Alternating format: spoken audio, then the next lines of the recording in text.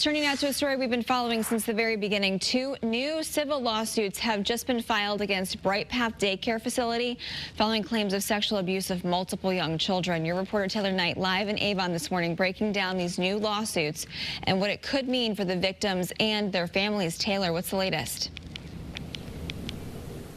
A former worker here at BrightPath Avon is charged with sexually assaulting 5 little boys during nap time. Lawyers representing those victims and their families say that these 2 new lawsuits are their latest effort in uncovering exactly what happened here.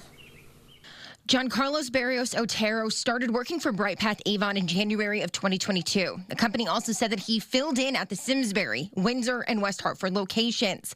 But so far, BrightPath has not disclosed when he filled in. Lawyers say these 2 new lawsuits will uncover what BrightPath and its parent company, Busy Bees, knew, when they knew it, and whether adequate safeguards were in place to protect children. There are now a total of 3 civil lawsuits filed against BrightPath Avon. The BrightPath location you see behind me here closed down 2 weeks ago. We did reach out to BrightPath for a statement. They said that they are working on getting us one. Your reporter live in Avon, Taylor Knight, Channel 3 Eyewitness News. Taylor, thank you.